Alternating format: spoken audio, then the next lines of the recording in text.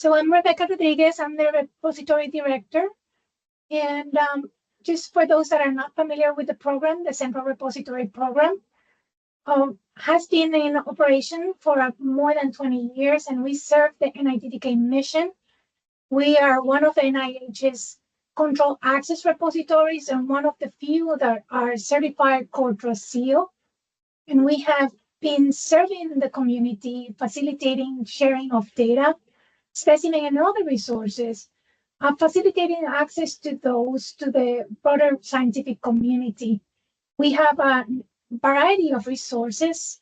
We also have over 7,000 registered users and a very active user community with over 5,000 weekly users who produce more than 900 public works. We have a lot of resources on our website. I encourage all of you to visit our website and look for past tutorial webinars and other educational resources, including past recordings for this webinar series. We have made an effort, to include this series on our website, including the recordings and the presentations on the website. So I encourage all of you to visit the website for those resources. Next slide.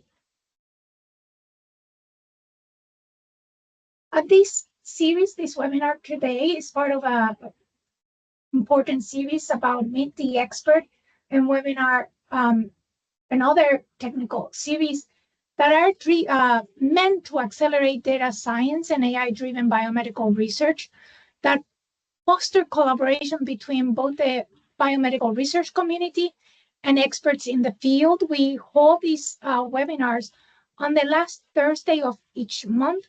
Today, we are having various experts from the research community that are going to be talking to us about the real-world data linkages, concentrating on quality and reusability of the resources. Next month, we will have a presentation from Data Science Project Pipelines, Workflows and Tools, and we'll have a couple of demos. I encourage all of you to register for those presentations. We're very excited about that as well. Next slide. For today's agenda, we will be talking first about quality considerations and barriers for using real-world data in research. We will then move on to considerations and best practices when generating, stewarding, and using real-world data for research. We will also be talking about best practices and some of the lessons learned when it comes to data linkage and the implementations across the federal health. We will have some presentations for NCR real-world data infrastructure, the FDA Sentinel, and the NSD demonstration project that has utilized some PPRL to link data. We will finally, but not less importantly, talk about governance framework for data linkage. Next slide. I'm going to present to you today's experts. We have quite a few. First, we're going to have Jason Meyer, who is the Vice President of the government team at Healthverity, where he leads efforts to deliver innovative real-world data, privacy preserving record linkage, or PPRLs, solutions to the federal health agencies. In this role, he oversees initiatives that expand the use of real-world data and advance PPRL adoption. Prior to joining Healthverity, he was an associate partner at IBM Watson Health, and earlier spent 6 years at Booz Allen Hamilton supporting federal health clients. He holds a bachelor's degree in political science from Dartmouth College. We also will have David Kwasny, a principal at Healthverity, where he focuses on privacy preserving record linkage and data interoperability for government and public health use cases. Previously, he spent 10 years at Ecovia, working in real-world data for federal and life science clients. He is based in Philadelphia area and is an alum of the American University of Oakwood School of Business. Next slide. We will also be hearing today from Lisa Muriel. She is a statistical advisor at the National Center for Science and Engineering Statistics with the U.S. National Science Foundation. In this role, she serves as a senior technical statistical advisor to support center priorities related to survey design, statistical standards, privacy, and confidentiality. Prior to coming to NCSES, she served as the chief of the data linkage methodology and analysis branch at the National Center for Health Statistics. Next slide.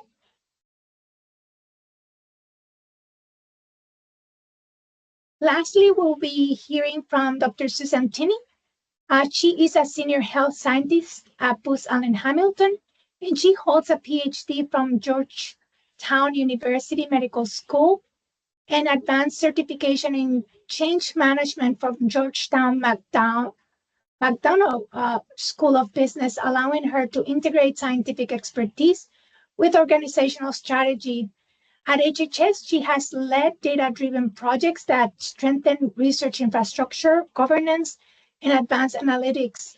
Recently, she led 2 privacy-preserving record linkage projects in support of NICHD Office of Data Science and Sharing, and is currently the project manager supporting the foundation of NIH for the cross-HHS patient health data platform, where EHR data will be linked using PPRLs. And those are our experts for today. And without further ado, I'm going to pass it on to them. All right, thank you very much. I'm going to go ahead and share my screen real quick.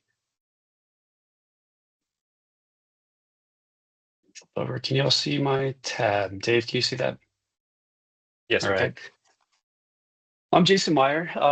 Again, I work at HealthVerity. I oversee our government team. And today we're going to be talking about some of our real-world use cases of linkage of real-world data across different federal agencies, just to give you a sense of the different things to consider when tackling your own engagements of a similar nature. So for those of you who may not be familiar with HealthVerity, you were relatively, I'd say we're a maturing startup, relatively new to the government space though. So at the heart of HealthVerity, we're really specializing in identity resolution, linkage, governance, and delivery of real-world healthcare data. And at the heart of who we are is our tokenization or privacy-preserving record linkage technology, where we're using a probabilistic method to, link disparate data sets and overcome things like missing records, messy records, misspellings, updated surnames, addresses, to be able to resolve individuals' identities to one central ID, essentially. So in the use case here on the right, you might see Elizabeth, Liz, or Lizzie, and not know if those are 3 different people or one person, and our technology is able to look at those individuals, resolve that to one ID, and then you can link that individual across all data sets where that individual's HVID, the unique ID, shows up. So essentially, by developing that, we've put that tokenization software on hundreds of different data sets, and then we've worked with about 80 different commercial real-world data sources to have them opt into our marketplace, which a very simplistic way to think about it is it's like kayak.com for commercial real-world data sources, where you can log into a web-based platform, you can explore claims data, lab data, pharmacy claims, SDOH, EMR, both outpatient and inpatient registry, imaging data. You can type in certain therapeutic areas or conditions, look at the overlaps, and then procure that data rapidly because it's all centralized in one location. So essentially, due to this background and linkage and real-world data, we find ourselves across pharma, life sciences, and government in those types of projects. So for today, we're going to highlight a few recent successes across the NCI, FDA, and then our project with Lisa on the National Secure Data Service Demonstration Project. We'll run through many of the key considerations and critical things that you should consider that we obviously encounter in all of these. And then we'll hand it to Lisa, who's going to give us a much deeper dive into the overall development of this National Secure Data Service and how it can relate to what you're doing currently. So first off is our National Cancer Institute Cancer Real-World Data Infrastructure Project. And I'm going to hand it to Dave, who is our NIH account lead, and he can step us through that. Dave, hand the mic to you. Appreciate it. So I'm going to spend the next couple of slides here talking about a cancer-focused data infrastructure that we built out for NCI. So really, during the pandemic, there were several different data resources available, but what we learned was that most of the resources were really focused on EMR data, which resulted in some missingness. And there was really not an infrastructure or data resource available that focused on patients with cancer. So with our client at NCI, we wanted to build out an infrastructure that really focused on the impact that COVID-19 had on these vulnerable populations. So we worked with NCI to build out a data infrastructure that addressed some of these gaps, which we really felt could best be answered through linking the CR cancer registry data to claims data from our ecosystem. Next slide, please, Jason. And so before we actually built out the data set, we set up a SME working group to figure out the exact questions that we wanted to answer. And this really informed the data that we eventually procured. And this was actually one of the key lessons learned about just leveraging this approach. It's really important and critical that we think through and work through the questions that we're trying to answer before actually accessing the data. So Health Verity alongside NCI, academic partners, Northwell Health, others from private industry such as LabCorp, Quest, and Aetion, we met on a weekly basis for several months to really define and really look through the questions that we were trying to answer. So again, this really informed the data set that we were going to build out. Next slide, please. And so where we landed was leveraging linked real-world data from Health Verity's ecosystem across claims, labs, and mortality data. And then we also used PPRL to de-identify and link the CR Cancer Registry along with lab data from Northwell Health in a HIPAA-compliant fashion. And one of the key aims of the project was to make this data available to academic researchers. So what we ended up doing was delivering this data into an analytic environment to support access to the data set that we built. It's important to note that in order to get access to the data, there was a pretty rigorous process for academic researchers to get approved to use the environment. And you'll see on the right-hand side of the screen here just some of the key facts about the data that we built. So 6.9 million patients from the CR data. We had about 5.2 million patients from commercial claims, about 5 million from lab data, brought in some data from Northwell Health as well, and then linked that data to the mortality data from our ecosystem, again, hosted in a Databricks analytics environment. Next slide, please.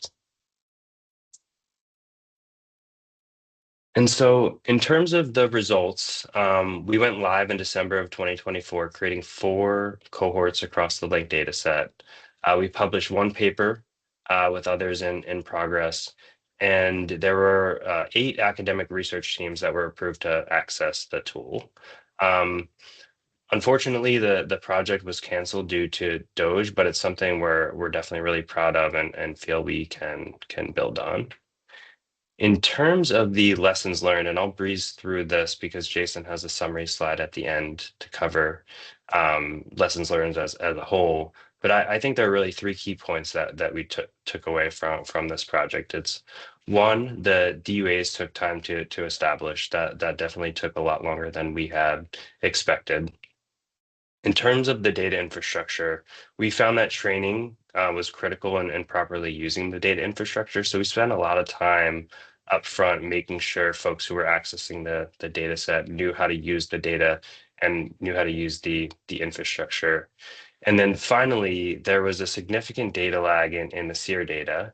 But by linking patients to claims data with continuous enrollment, we were able to overcome for some of that missingness in the data available.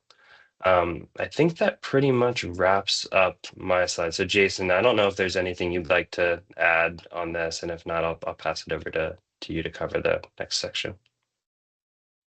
I'll see if there's any questions from anybody, and if not, we can move forward.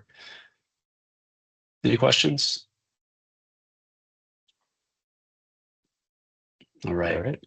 Thanks, Dave. Yeah, we'll move over. So the next example we're going to hit today is FDA Sentinel. So HealthVerity has a very small part of Sentinel. Obviously, it's a large program that's been around for, I think, a decade and a half now, and we are contributing some data. So we'll go through the use case here because it's very similar findings as well in FDA, even though it's a different agency. So for those of you not familiar with Sentinel, it's FDA's drug surveillance, post-market drug surveillance system established in 2008. They've been able to pull together a federated claims data network that is using codes sent out to the network to monitor drug safety. Extensive numbers of patients, found in these claims, and really has built a robust set of processes and people that has led to multiple, publications, safety study analyses, et cetera, that you can find on the website. And in 2019, FDA moved the vision of Sentinel from claims only, and they wanted to see if linked claims with EMR, if there's the efficacy of that data that could add value to the surveillance, capabilities. So in 2019, FDA established the Innovation Center led by Harvard Pilgrim and Mass Gen and that partnership. And as part of that, they were looking as a mandate, they needed to onboard 10 million lives that have a linked claims in EMR medical record. And as part of the search, they spent multiple years doing, kind of setting the background, understanding the research questions that needed to be addressed, looking at the various vendors in the market and then onboarding those. So you can see here in this very complex kind of setup of the ecosystem, HealthVerity, TriNetX are both contributing the linked claims and EMR data enabled by our PPRL capabilities.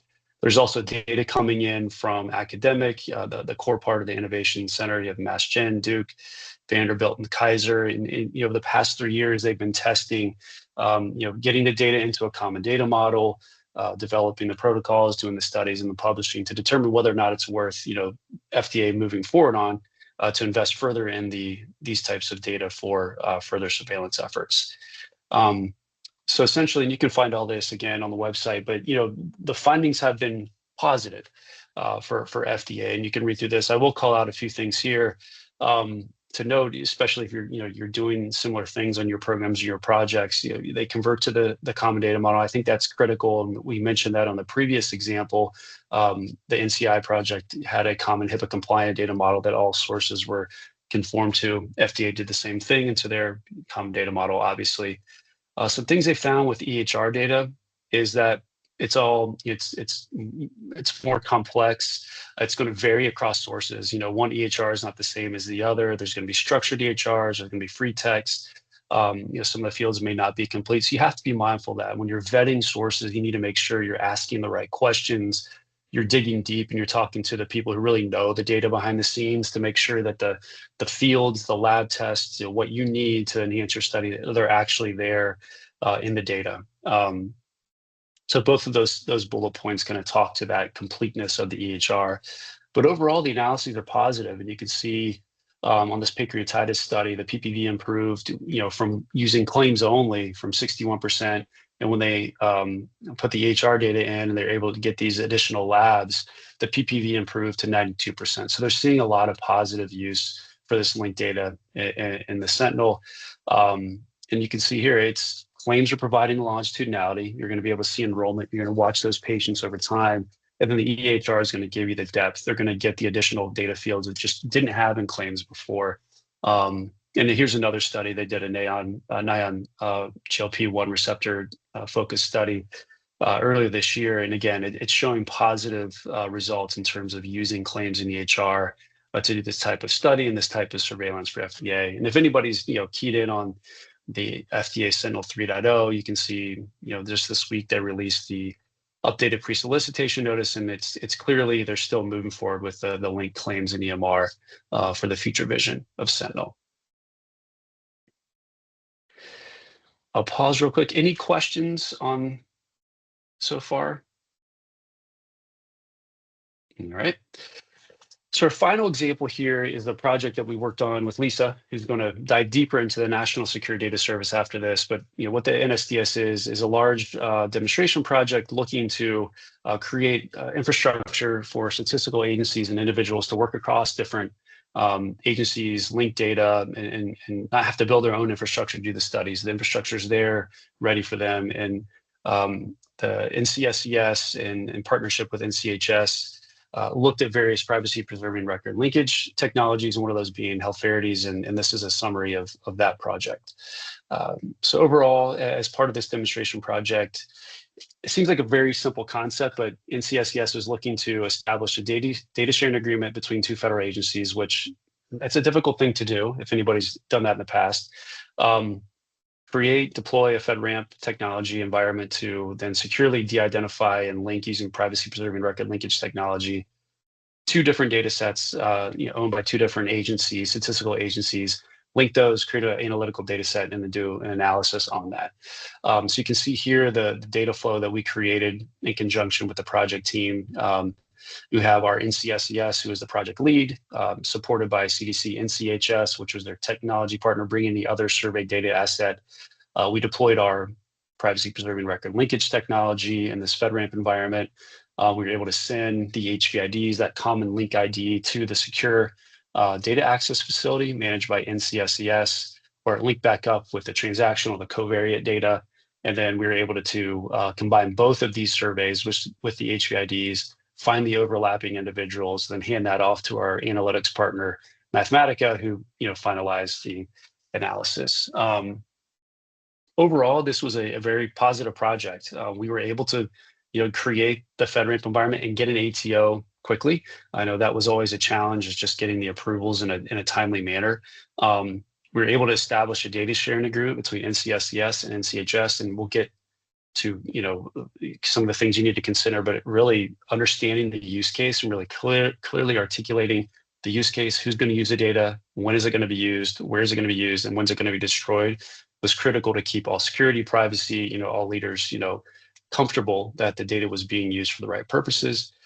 After all of the administrative and this, the data sharing agreement was set up, we finally got the data. We were able to process the data in a matter of minutes. So that wasn't the hardest part. It was, kind of all the lead up to that, where we found a high tokenization rate with the data sources but a relatively low overlap between the data sets. But ultimately, it still contributed to the study, and extensive lessons learned that are going to be infused in future iterations of this and other projects for the NSDS, like capturing the steps for creating the data sharing agreement, on being able to do that quicker in the future, leveraging the steps that were captured, and then the data quality and the data setup of some of the survey, the names and the nicknames and is this a first name or a last name or a middle name?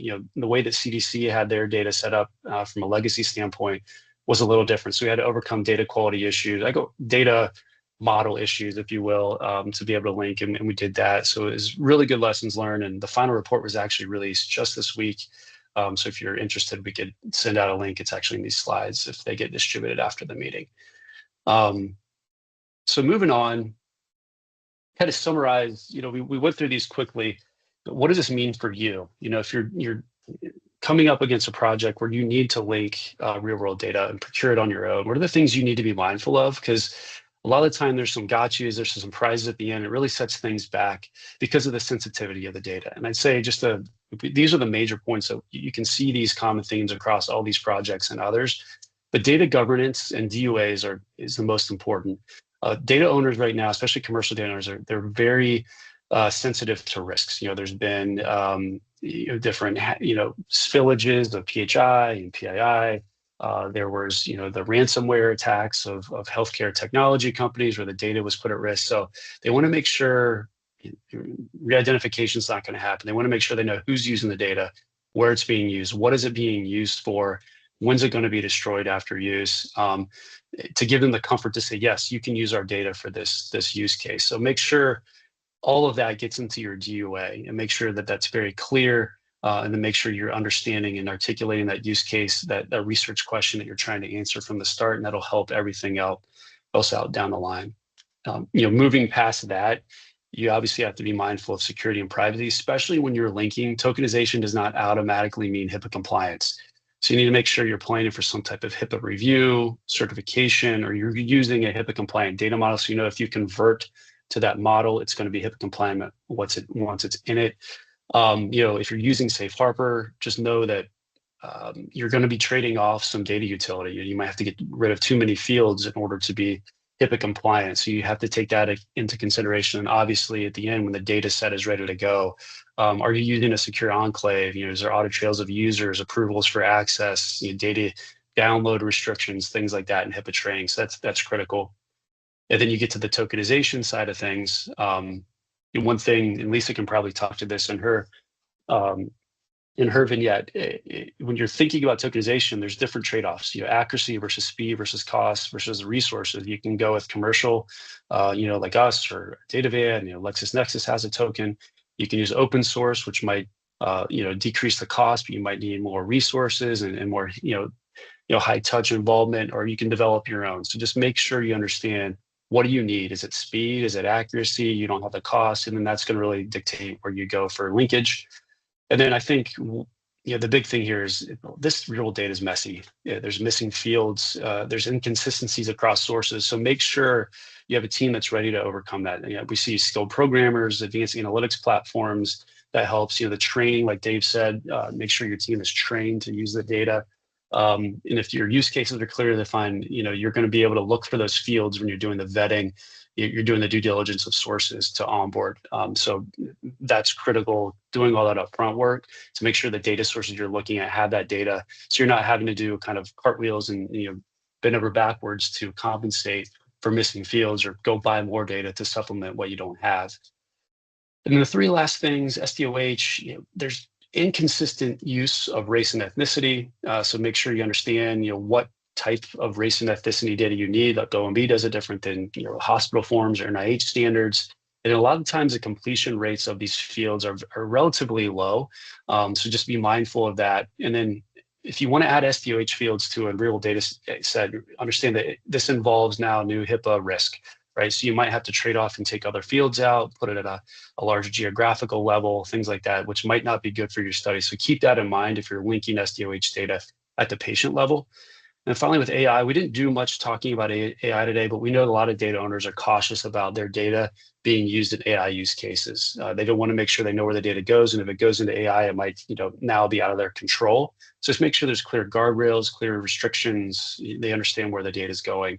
And all of this to say, make sure you're planning your procurement timelines, right? Within your whole project, because a lot of this takes time, privacy, linkage, governance, all that involves legal, procurement, security. And, when we get those teams involved, you got to have more time. So those are the big takeaways. And I'll pause real quick if there's any questions. If not, we can hand it over to Lisa, who can do a much deeper dive into the National Secure Data Service. Jason, we do have some questions, but maybe we can leave them to the end. Yeah, that sounds great. Happy to do that. All right. So as I noted before, our PPR project was just a small snippet of a larger demonstration project taking place at NCSCS. And Lisa Muriel, who's our close colleague and client on that project, is here to kind of explain the larger program of the NSDS and how it may apply to you. If you're looking for infrastructure asset support to do the types of analytics and research that this is aiming to support. So Lisa, I'll hand the mic to you and just let me know when you want me to move the slides forward.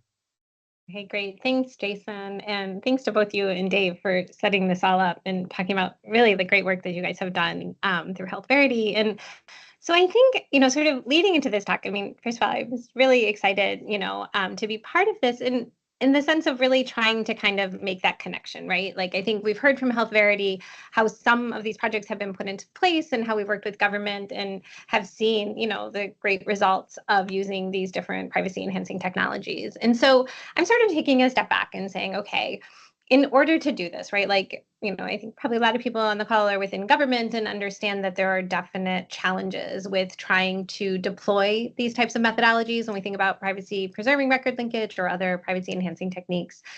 And so there really is this initiative right now. We have on here the Chips and Science Act of 2022, but this is like sort of many years in development. Thinking back to with the Evidence Act of 2018, and prior to that, the Commission on Evidence-Based Policymaking, where there were real concerns about how are we getting access to data, how are we able to link data, how can we do this more efficiently, how can we, within across government, be able to share data and really have sort of these data-driven decision-making opportunities. And so now kind of coming back to the slide and seeing, Chips and Science Act of 2022, it authorized the National Science Foundation through NCSES, or the National Center for Science and Engineering Statistics, where I sit, to really establish a national secure data service demonstration project. So this was called out. And it had some key focus areas within the NSDS demonstration. And the idea was really to strengthen data-informed decision-making across government agencies by supporting things like privacy-enhancing technologies, or PPRL, as one example, looking at interoperable and secure multi-agency data sharing agreements, which Jason kind of touched on with the NCHS, NCSES example, looking at really this coordinated governance and technical capacity building center, where we have a location where people can go and really have questions answered and then really be able to direct them to these different areas of specialty that they are interested in. And then this idea, I think this overarching, is really that we have this ultimate goal of supporting innovation and fueling progress. And so we have it's not on the slide, but the demonstration project, it is a 5-year project. It started in 2022.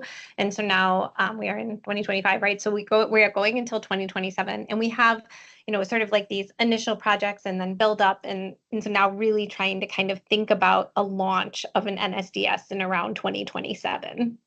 So if we go to the next slide, I'll kind of talk through a little bit about the mission and the vision. So when we talk about, so we have different agencies up here. We have the Interagency Council on Statistical Policy as really one of the big supporters of this. NCSES is sort of fulfilling this mission, but it really is with support from a lot of the federal statistical agency heads. And the idea for the vision is really to build this secure, scalable service using these innovative tools, which we've alluded to already, and really have these powerful privacy protections so that we are further connecting people with trusted data and solutions to make smarter decisions and solve real-world problems. So our mission is enabling accessible, secure, and seamless data solutions to spark innovation, strengthen communities, and build a better future. And so I guess our tagline, your federal statistical system at work, if you want to kind of have like a punchy byline there. But, I think that really is our goal here. And so I'm going to talk a little bit, I think we can move on to the next slide, just sort of how we are how this vision is kind of getting put into practice as we are building out what we're calling the NSDS 1.0, right? With the idea that this is something that will continue to grow as we have more sort of agency buy-in, and really developing this as part of a larger community of offering services. But the idea is that we're sort of this front door, right? Like people will come to our NSDS website to really try to find out information if they don't have other ways of doing that. And then we really have this different, kind of these tiers, I guess, or sometimes we call this a placemat or a shield. We have many different terms for this, but really having this discovery and navigation port, right? Like where people can come in. We have an AI chatbot that we're developing that's really working at kind of like arriving at statistical information from federal statistical websites, kind of improving data quality where you're not just putting in a Google search on some of the Fed stat data, but really, having this direct line and being able to pull that for our researchers. Also having human experts sort of within this data concierge service that we are working on building. We have many different resources. We are developing tools and toolkits. We have what we're calling a capacity building center where, people can come and get information, and really kind of develop communities of practice type ideas, right? And then we're having what's called a data usage platform, which is really looking at how different restricted data are being utilized and really having this sort of as this interactive platform. And then I think the area where, I've sort of spent the most time and really where we teamed up with Health Verity to really do some exploration in this area is in this secure access and linkage environment. We have a secure compute environment where we're really developing what we're kind of calling this like analytics sandbox, where we are, supporting different privacy enhancing tools. As Jason mentioned, when with Health Verity, we really explored how could this be possible with a commercial entity, and really developed a lot of materials that if a group came to us, we would really be able to talk through that and kind of share all of our lessons learned. But then we also have another project, which I'm not going to touch on so much today, but it's a similar one with PPRL, but looking at open source tools, which could be another opportunity as well, using different Python code with a non-link. We have the space for doing these secure linkages and secure data access. And the right panel here, I just mentioned because, and I think Jason kind of alluded to it in that last slide, this idea of AI and how is that coming in? And sometimes questions come up, and I'm not sure if folks on the call are aware of, like with the NARE, with the National AI Resource and Research pilot that's happening also within NSF, really having that AI focus, but then there are these pieces within NSDS that are also kind of having these AI components, and really we're having this really exciting synergy with the NARE group. I sit on the steering committee. We actually have a joint NSDS NARE project. And so just along the right side here, just talking about some of that AI technology and how that is coming into what we're doing as we're building the NSDS. So we can move on to the next slide.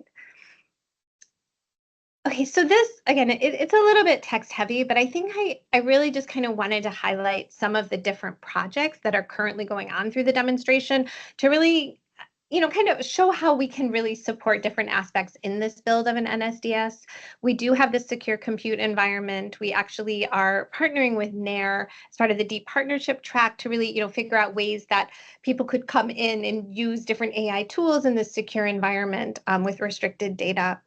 And so that's an opportunity, and also kind of having that analytics sandbox. We're working on developing a data concierge, which really is about being able to, serve kind of as a really helping agencies to get people to their data in ways that they might not have thought to come in through an agency website. We have this AI chatbot that I mentioned, really pulling resources from federal statistical system, exploring these privacy preserving record linkages, and we have some new projects looking at other privacy preserving technologies as well.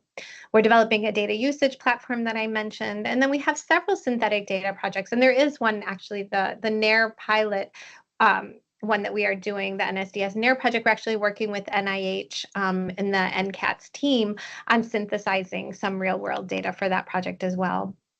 So there's a lot of really exciting projects happening that really are helping us to develop those toolkits, really get the infrastructure and, some of those governance aspects under control, or under, like really realizing how we can go about putting kind of the ideas into practice. So we can go on to the next slide.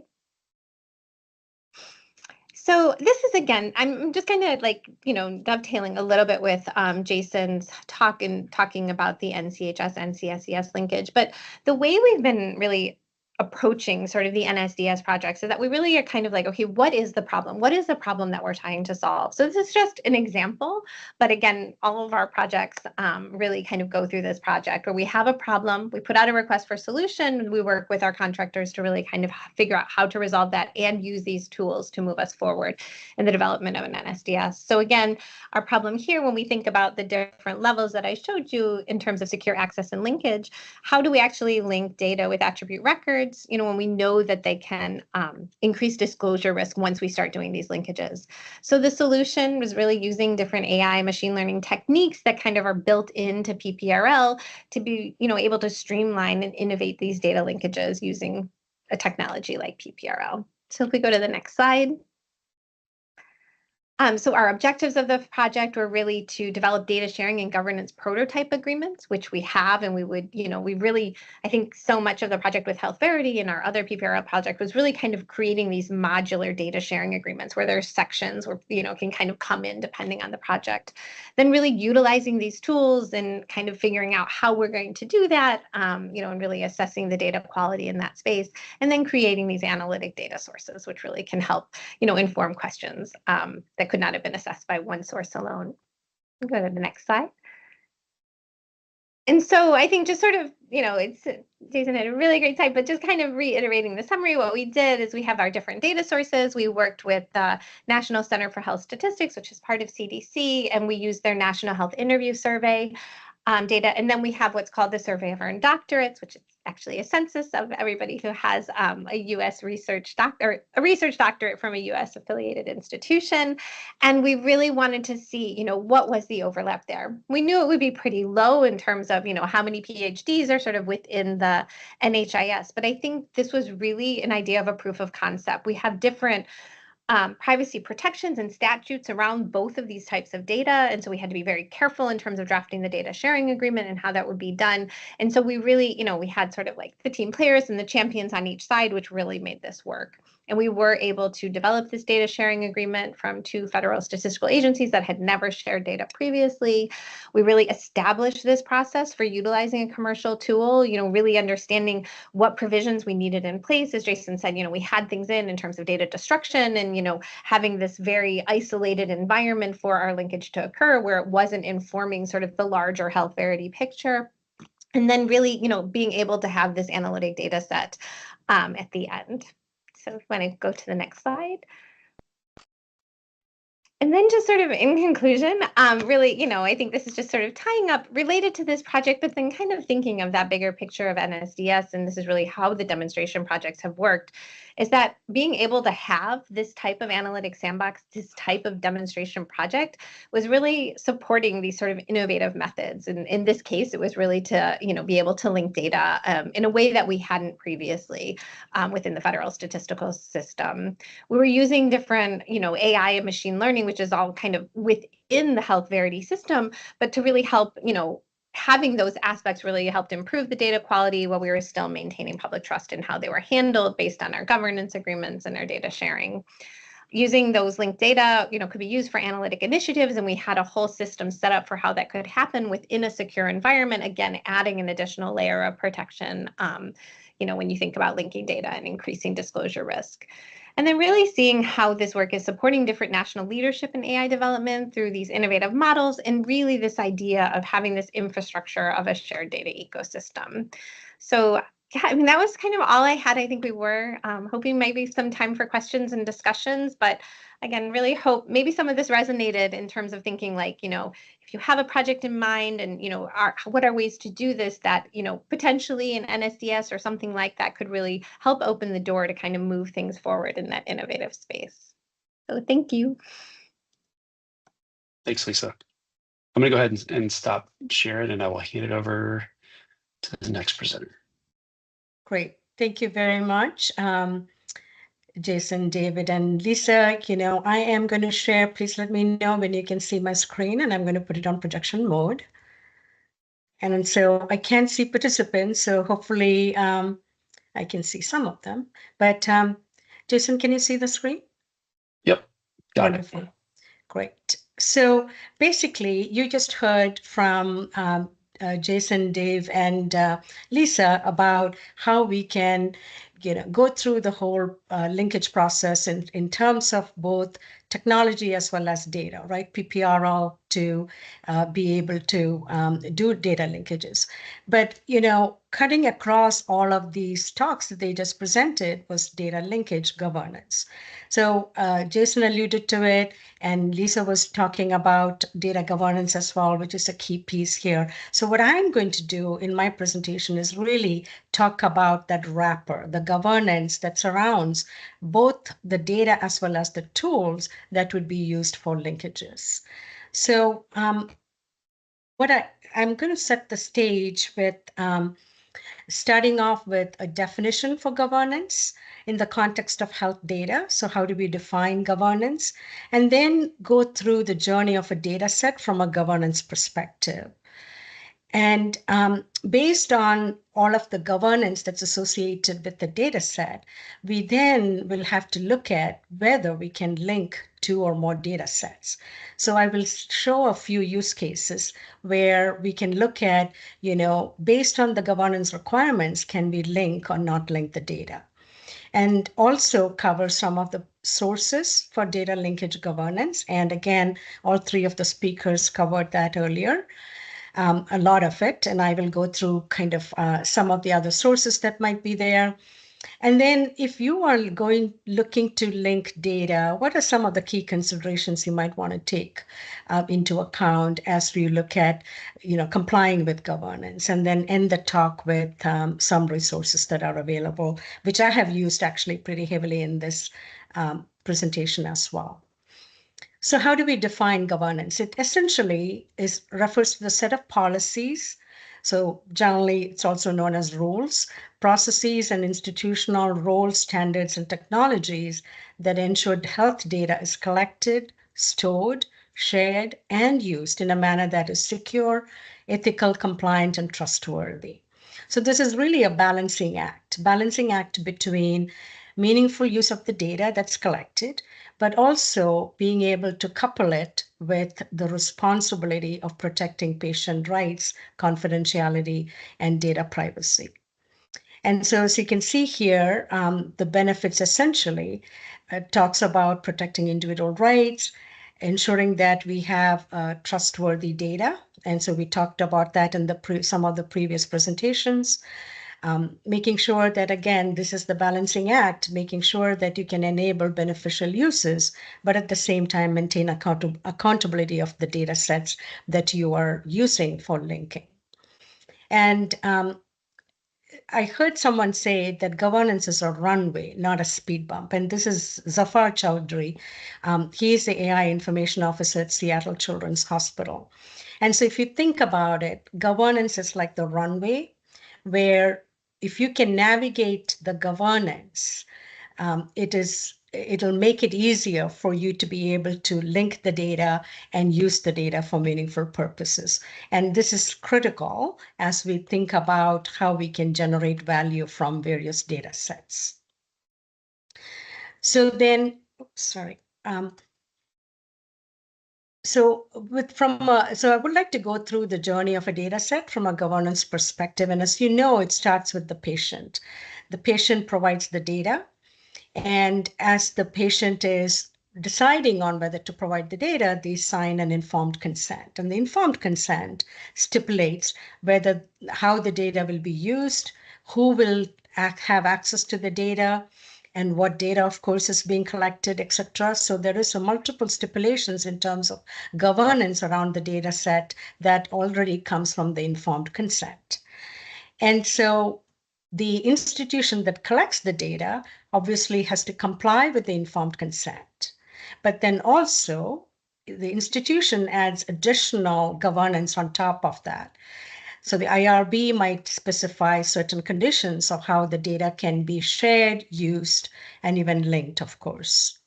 And so here you can see here, there is this one set of governance that is added by the institution.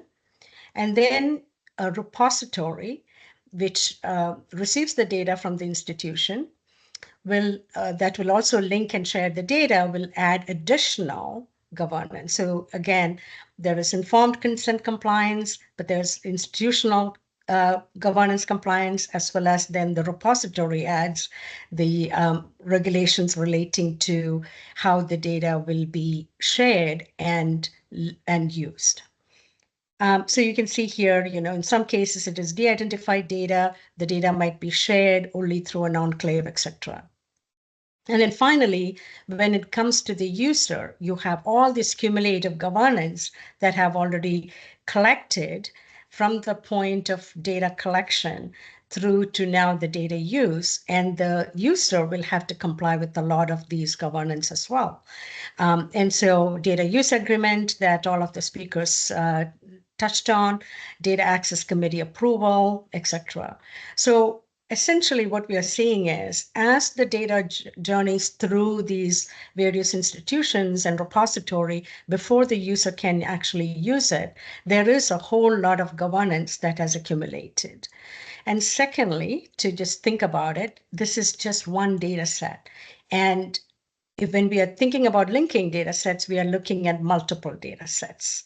And so the volume of governance surrounding the different data sets will now exponentially increase as we are thinking about linkage. So I want to go through a couple of use cases here and show you how these governance requirements can play a role in whether a data set can be linked or not linked. So we'll start off with this particular data set that you have here, data set A. There are, just 3 governance requirements that we have pulled out. One has to do with linkage authorization. The second governance has to do with access requirements. And the third one has to do with data use limitations.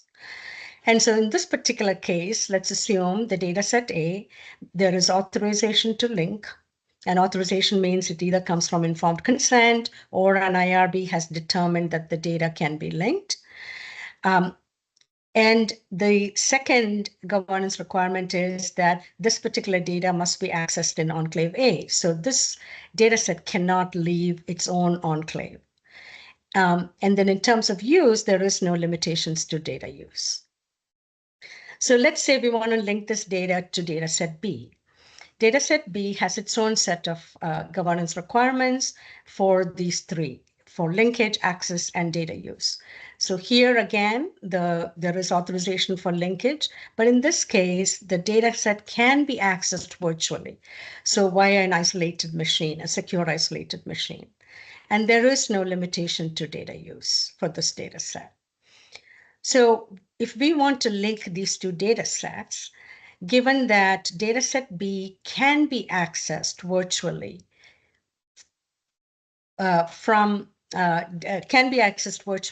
it makes it easier because data set A must be accessed in enclave A. So you see here, data set A and B can be linked because both are authorized to link. Data set B can be accessed virtually through enclave A because data set A cannot leave its own enclave.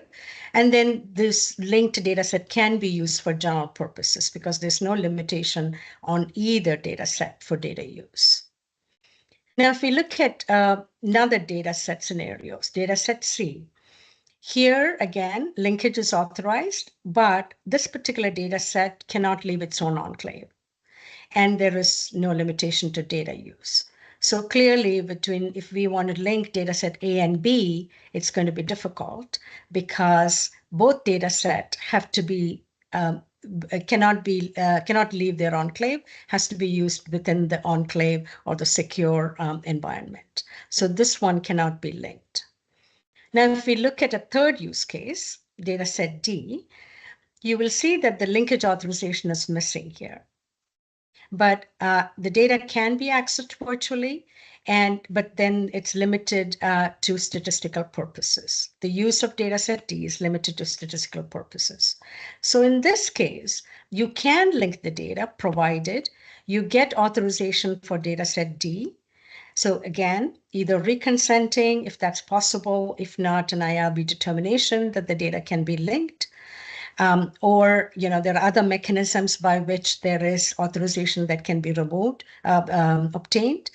And then data set D, because it can be accessed virtually, you can access it through enclave A. And then, of course, the use is limited to statistical purposes. So as you look at the scenario, you will realize that for each data set, there are specific governance that are attached to these data sets. So bringing them together, it's almost like a Rubik's Cube. I mean, we are talking about linkage of 2 data sets. When we are looking at linkage between more than 2 data sets, it just grows exponentially. And it all comes down to the data governance sources. What are the specific governance attached to these data sets during collection for linking, sharing, access, and use? And you can see on the left side the variety of data sources, governance sources that exist today. In fact, this is just a few examples here. So there are federal policies, there are local and state policies that specify whether the data can be linked, shared, accessed, and used. There is assent, informed consent, and then, of course, IRB determination either to link or a waiver of consent. Institutional certification, these are imposed by the institution, data originator agreement, repository policies. So there is just a broad set of governance sources that exist today. And in fact, there are more than what I'm showing here. And you can see how they apply at various stages. But the most important thing to remember is that if there is governance attached to a data set, we have to comply with it. Unless there is some waiver or some mechanism by which you have protected the data in a way that the governance fits within that scenario. So, as I said, this just becomes a Rubik's Cube as we look at various data sets. And so in terms of governance compliance, here are some considerations that you might want to think about. These are some, critical ones. One, you have to identify the scope of data linkages because you have to decide which type of data sets you're going to link. If there are genomic data, those are sensitive data that you cannot link genomic data with unconsented administrative data, for example. So you will have to get an understanding of what type of data sets do you need for your study and those that are required to be linked. You also have to keep in mind that there is, as much as possible, you use minimal data necessary. That's the principle that you want to go by. And then, of course, this is key, the authorization of linkage. Various approval authorities, as you can see here, consent, IRB, data contributors, institutional bodies, repository governance, all this play a role in terms of linking the data sets. And one best practice to consider when we are thinking about linkage is for prospective studies to make sure that there is explicit language in the consent for data linkage, allowing flexibility for future addition of data sets. So, if informed consent plays a key role in linking data sets. And so it is important to incorporate the language relating to data linkage right from the beginning. But for existing studies, of course, as we mentioned, either reconsent or obtaining IRB or equivalent privacy board determination for linking. And then as you're looking through linking data sets, you want to collect all of the governance relating to the specific data sets, starting with data collection, because there is impact of policies that apply at the time of data collection that then applies also to whether the data sets can be linked or not.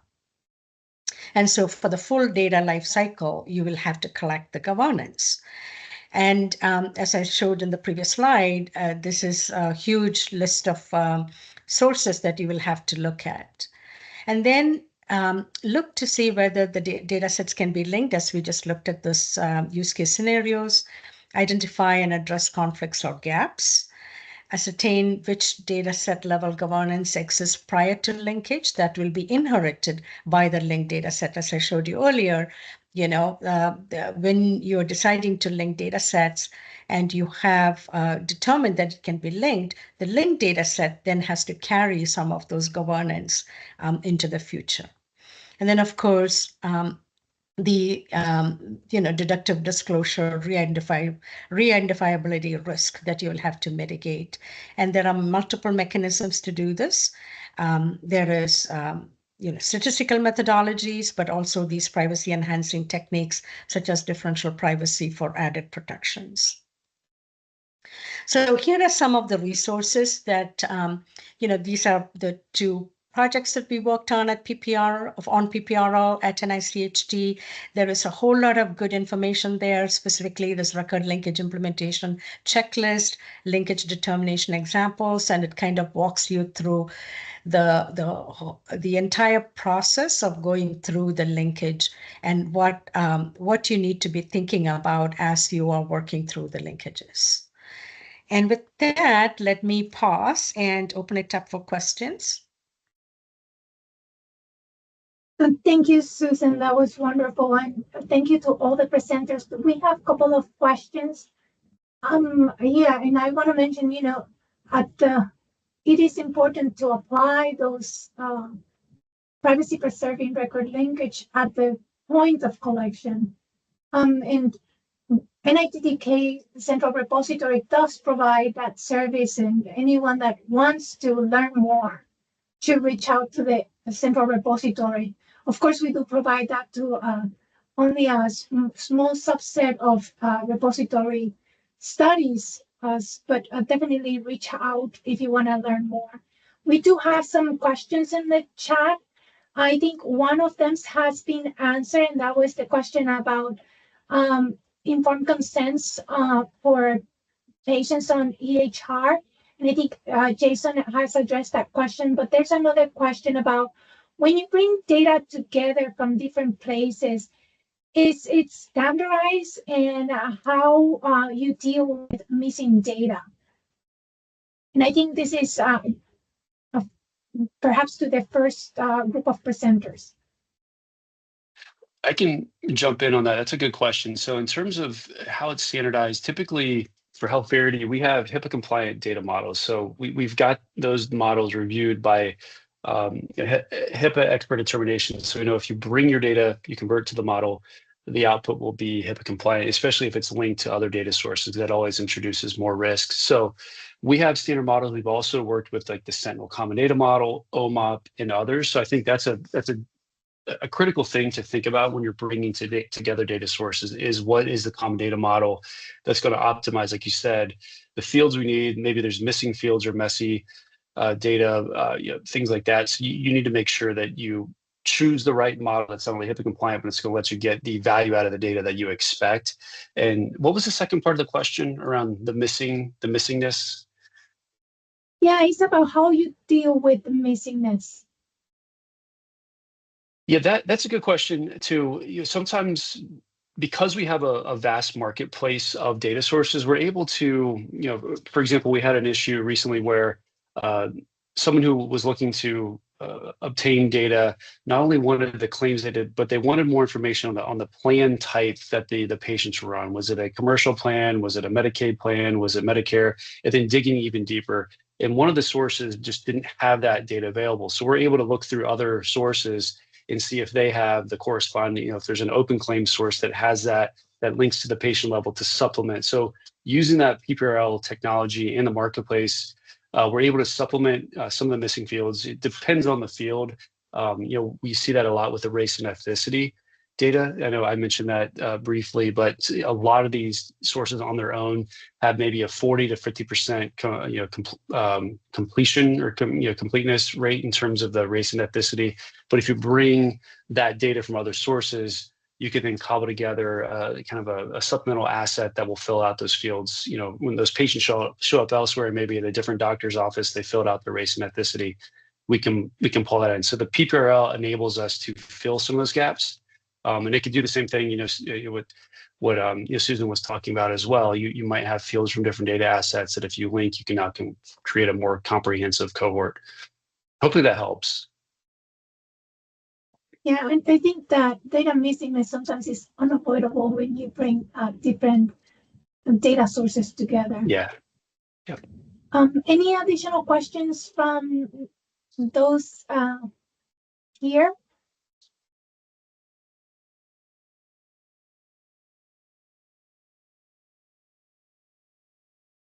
So hearing Rebecca, just a quick question to Jason. Jason, how do you deal with the multimodal data, combining all the multimodal data? So you're talking like EMR plus claims plus registry, the mortality? Image, sound, that's the multimodal.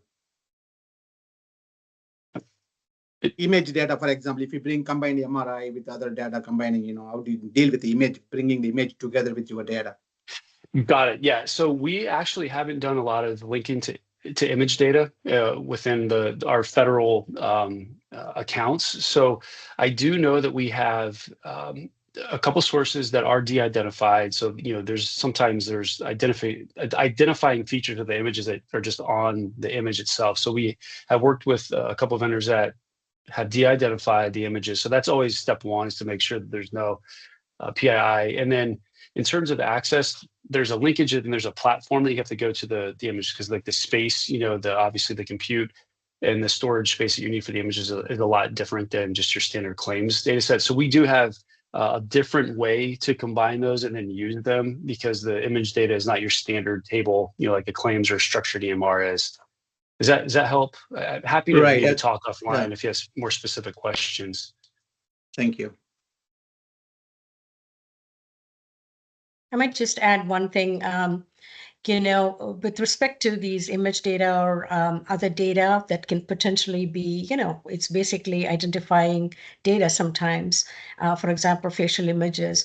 One of the ways that people have circumvented it is once you are linked it, the data is only shared through an enclave, in the sense that the data cannot be downloaded, that it has to stay within the enclave, and folks have to come in and use it. And so that's really one way they have circumvented it, just having a secure place for folks to come in and use the data. Susan, thank you. I mean, it's fantastic, right? So given all the capabilities of the AI, I'm just worried about how do we keep up the governance? Yes. You know what I mean?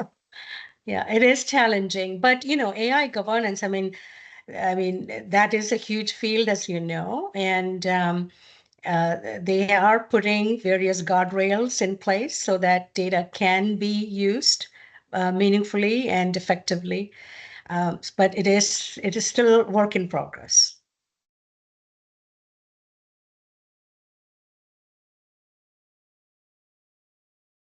Thank you. That is an excellent point. I mean, there will continue to be challenges as we continue to move forward and new techniques and technologies come to play. Additional questions from the audience?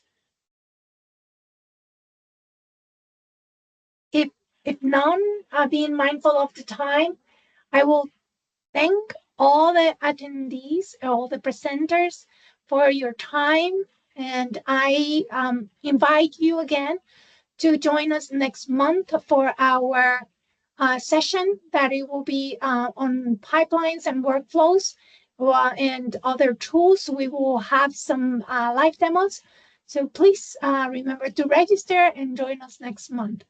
Also, here are the contacts of our presenters if you want to have reach them out for some additional questions. Thank you again. Thank you, everyone. Thank you. Have a great day.